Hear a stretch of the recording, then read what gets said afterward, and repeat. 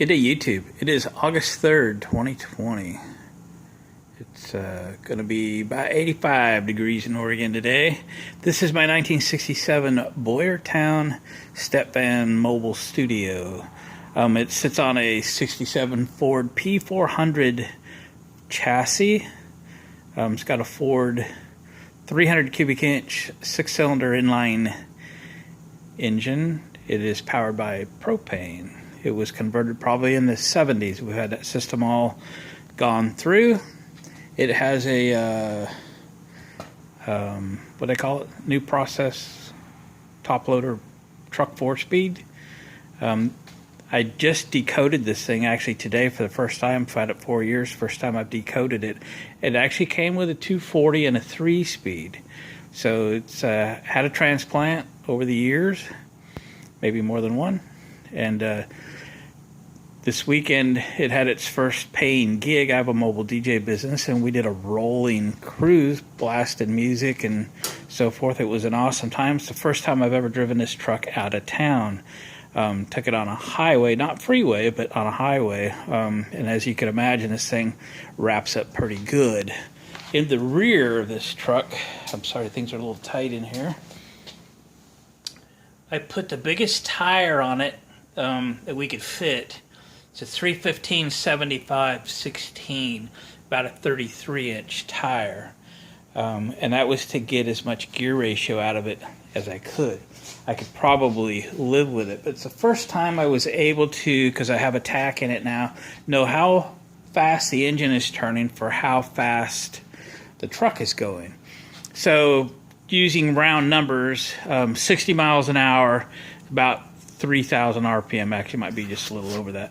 So it's wrapping it pretty tight. Did a little bit of research on the torque curve of this engine, and this engine makes its maximum torque at 2,200 RPM. So I've actually gone beyond what its maximum torque rating is to get up to 60 miles an hour. So essentially, after about 45 miles per hour, it has less torque as it goes faster. So it would be nice for many reasons to slow that engine down. I thought this would be the case when I bought it, but I could probably live with it. But what are my options? Did a little looking online with some forums and so forth about transmission options and so forth. Certainly plenty of options. Very expensive, very time consuming. I'm probably not going to do that or pay somebody to do that. The van's basically would exceed its value just in the transmission, and it's for my mobile DJ business, and quite honestly the business would never pay that back. I wouldn't get enough use out of the truck my whole life to pay for transmission upgrades. But what about a rear end ratio change? That's what I wanted to chat with you about today. A little bit of history. I'll show you a little picture on the wall. Back in 1987 and before, this was my hobby as a 1966 Dodge Charger. This is some pictures. This was all put together for me by a family member when I first bought this car. A friend of mine was working on it with me when I was gone one day. Anyway, I got it all painted up and so forth. I used to race cars. We raced cars, again, this was in 1987. It was my last year because I started around 82, 83. My dad started in the sport in the mid-70s, so I've been in the racing world for a long time. We have figured gear ratios at the racetrack basically on every car we ever built. You obviously need to know some things about your car. You need to know your tire height, or better yet, the circumference of your tire. How much road travel does your tire make per revolution, and how many times does it go around in a mile? So I thought, because I was doing some calculation this morning on what gear ratio would be optimal for this van, and maybe I'll show you those calculations. So let's go upstairs to my messy studio, and I'll show you what I'm doing. So my Stepvan has a Dana 70 rear end. It's a 513 to 1 ratio. So 513 well, 5.13 to 1 ratio. So basically for 5.13 turns of the engine, it turns the output shaft or the axle one time. Okay, so I shouldn't say that. 5.13 turns of the transmission will turn the axle shaft one time. That's a better way to say that. So I'm going on to Summit Racing. I can get ring and pinion for that Dana 70 in various ratios for $250, $300, somewhere in there. So this is viable. I'm not into rebuild the rear end. I would take it to a shop I'm very comfortable with, and they would do that for a fraction of the cost of a transmission or a gear vendor overdrive or so forth. The van still needs to go in parades and so forth, so having that compound grandma low gear out of that truck 4-speed is very important to me. I don't want to change it to the point where it won't crawl, if you will, because that comes hard on the clutch and stuff in a parade environment. So let's start talking about what we need to know about in order to figure out our ratio. So, try to square this up for you a little bit. So what we have to start with is a 5.13 to 1 ratio in our Dana 70 axle. Okay, that's what we got. All right, how many feet in a mile? Right, 5,280. 5,280 feet equals 1 mile. All right, we have 33-inch tires. Okay, so tires are 33 inches tall. So what's the circumference, the distance all the way around the tire? If you do the math, 33 times pi is approximately, and we're using approximations here. We're not going to get down to the nitty-gritty details, not worth the effort. For demonstration purposes, we'll use round numbers. So that's going to equal 104 inches circumference, right? Let's convert that to 104 inches into feet, because we're working with feet. 8.7 feet. 8.7 feet. Again, we're rounding things a little bit. Okay.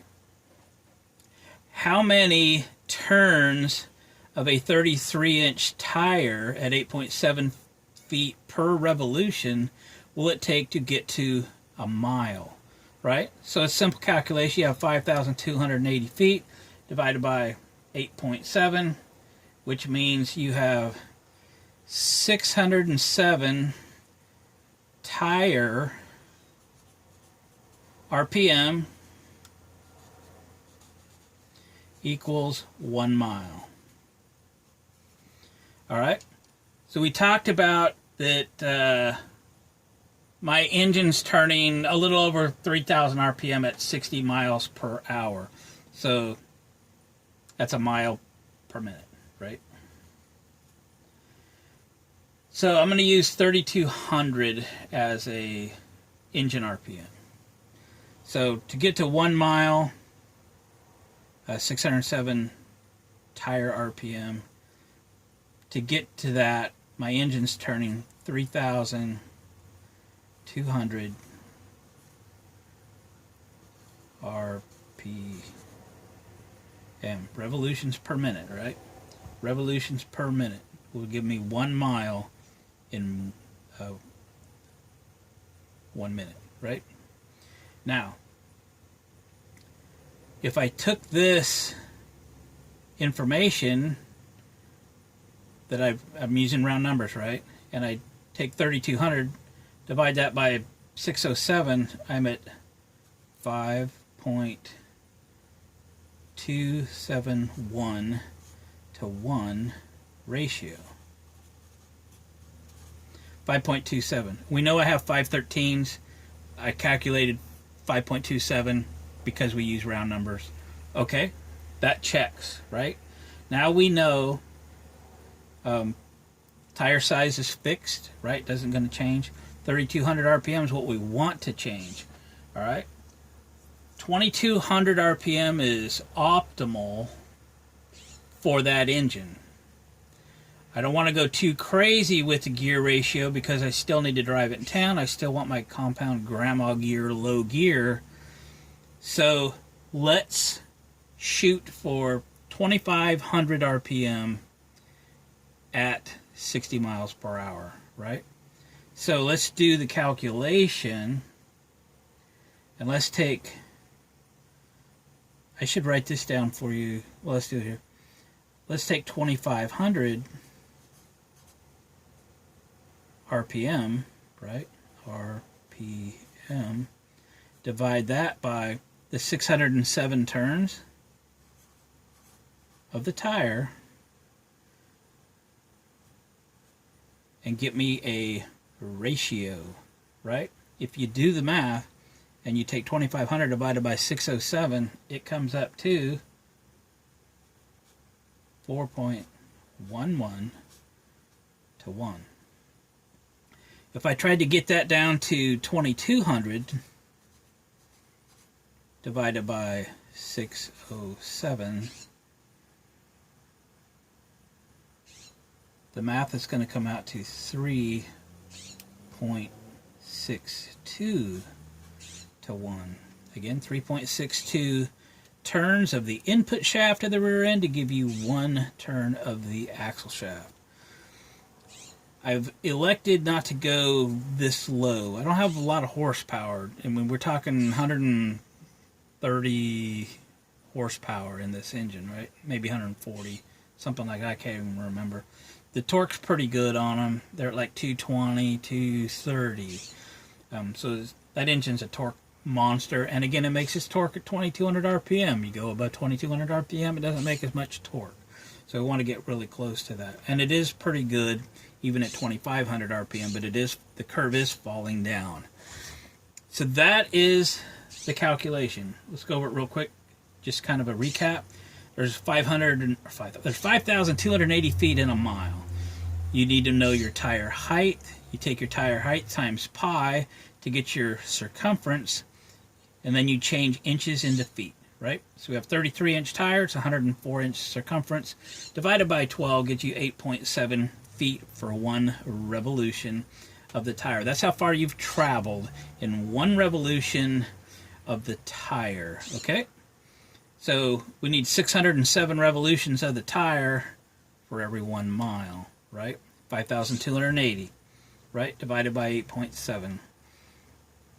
My engine runs at about 3,200 RPM at 60 miles per hour, 1 mile in a minute, right? I have a current axle ratio of 5.13. We calculated it using rounded numbers at 5.27 to 1.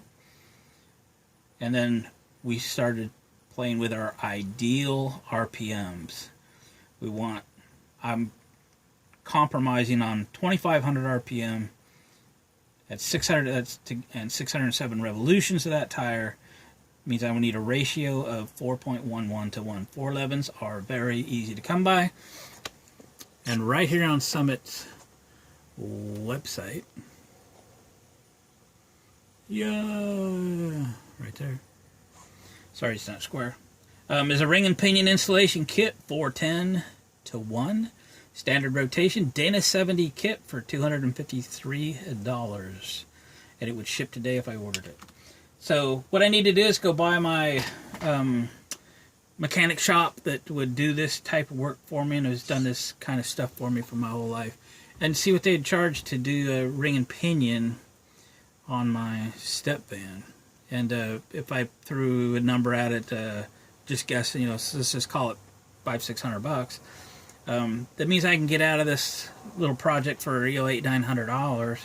That's certainly in the realm of something I would consider doing, and knowing that the rear end's been all gone through and looked at, little piece of mind there. Make sure they look at the U-joints real good for me and all that jazz. So that's probably the direction I would go, rather than fiddle around with trying to do a transmission swap. So there's the calculation for basically regearing of my truck.